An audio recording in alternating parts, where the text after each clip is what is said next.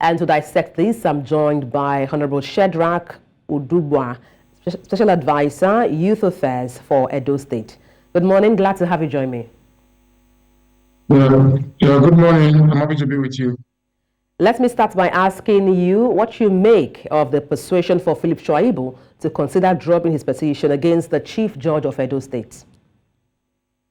There's really nothing else there's nothing really much to make out of it, because I strongly believe that they try to evaluate the case they have on ground. I'm still wondering, is it the content of the allegations he feels will not be good, or is the process? Because the perjury and the exposition of government secret is in public domain. Those things he did that warranted his removal from office, they are public knowledge. Those things are not so for him to say he wants to remove the case, maybe he believes that he will not have a fighting chance, or he believes that the allegations, whatever cases, petition including against the Chief Justice, will not amount to anything meaningful. Possibly I've looked at it and I saw that this thing won't lead anywhere. So he comes up with this arrangement of being persuaded. Persuaded by who? Would have told us the group of persons, or the organizations, or the coalition that's persuading him not to, and he reasons why. So for me, there's really nothing to it. The man, to a very large extent, have been found wanting and then has been impeached. And all processes were duly observed. That's what I mean. But how does the involvement of the Chief Justice of Nigeria in this matter affect the perception of the judiciary's independence and also impartiality? For me, what I think about it, I believe only when he pushes the case to a logical conclusion we will know exactly the idea of impartiality or partiality. But I do not feel that we should even go through that route, because the discussions he had about what went wrong within government is in public knowledge. Everybody is aware. And then for him to now begin to tie the Chief Justice of the Federation together with this issue, for me, doesn't fly. I strongly believe that there are other routes. Maybe he's trying to gain national sympathy, or he's trying to elevate the case of the court, he's trying to elevate the issues, blow it out to relevant stakeholders. But for me, there's really nothing to it. The petition due process were followed, the allegations that were levied were cogent, and the evidence there are preponderance of evidence to support what we've done. So the idea of wanting to drag the Chief Justice of Nigeria, or making it look as though it was being marginalized, ill-treated, or illegitimately my out of office, doesn't fly. If he feels strongly that there's an issue at hand and he wishes to engage extensively to ensure that his mandate was stolen, or what he did was the impeachment was illegal, he should challenge the court and follow it to logical conclusion. The idea of wanting to drag the Chief Justice of the Federation to it, or make it look as though Nigeria does not have, we have judiciary that does not have peering to justice, for me is utterly reprehensible. And I do not want to identify with short. I strongly believe that if he believes he's aggrieved and he was illegally removed, to follow it upward. That's nothing to do with the Chief Justice of the Federation. But then, do you think there are key factors influencing Shaibu's decision regarding his petition against the Chief Judge? Looking at appeals from various quarters. Talking about how valid it is. Looking at these days, I strongly do not believe it works that way. What we had on ground was a deputy governor to a very large extent who could not even participate, who did not participate in the primaries, went ahead to declare himself as candidate. So if you look at the background of all of these things, his disposition to illegality, a man who must come to equity must come with clean hands. So I do not believe there's any strong persuasion from any quarters that warrants him to say, okay, the impeachment was illegal or anything of such.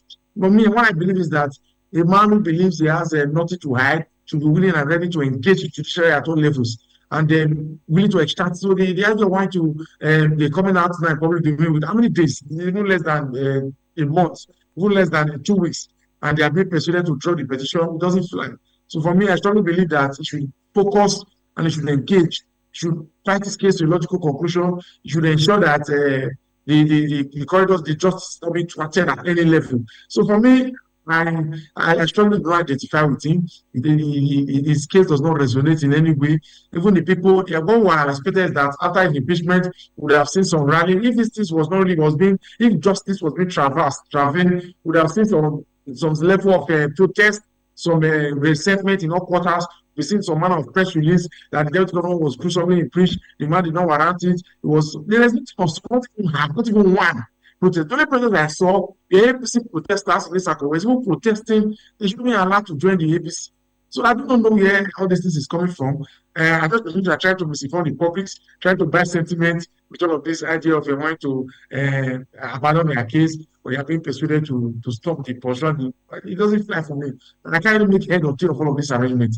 So for me, I believe the public should jettison all of these issues about persuasion or wanting to drop the case. If you believe you have a good case, you fight it to logical conclusion. That's my position.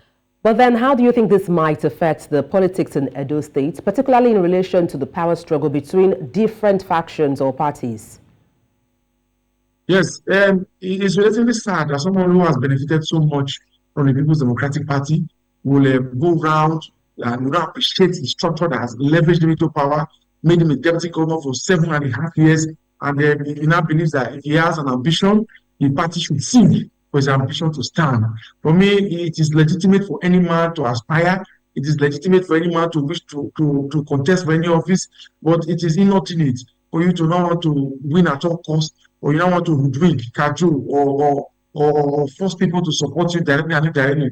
And then for me, in as much as we used to have the idea of the legacy PDP, a faction of the persons who had left the party simply because it all started when Godwin Obaseki refused to allow the PDP was moving in to bring a deputy governor to join the tickets that he was to bring a running mate in the 2020 election. And after that, he went forward to bring a chief of staff, the secretary to the SC government, a deputy secretary, deputy chief of staff, all from the old APC who moved into the PDP. So this person in the PDP felt aggrieved and they staged the walkout.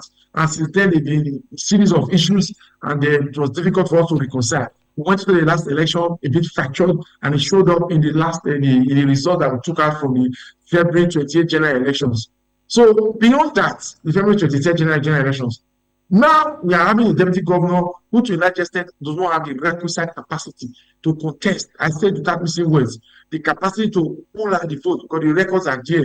The victory has encountered in the last 5 elections by the People's Democratic Party from Edo North, and East of West in particular, where it comes from.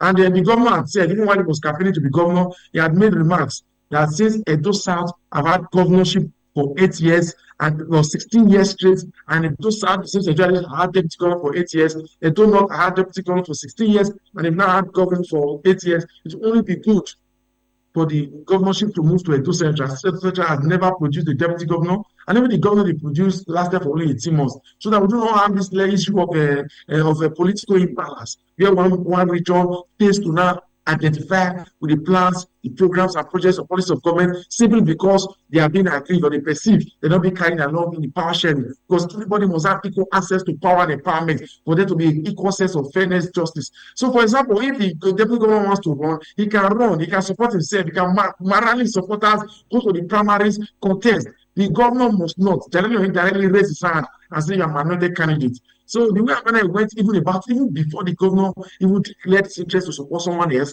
the way I went about it, rushing to court to collect court injunction, and wanted to Honorable Udugbia. So for me, all of those things, trying to round up, I strongly believe it's not going to be so much of a challenge for the party, believing that we've gotten a new deputy governor who is active, who's a young person, a 30-year-old man from Edo North, from a region who will be perceived to also be marginalized in Edo North, and all of this will be married together. And before the next couple of months we go into the election, PDP will be good and fair and better off for the new deputy governor. Thank you so much for your insights on the news, Honorable Shedrack Udugbia, Special Advisor, Youth Affairs for Edo State. Thank you once again.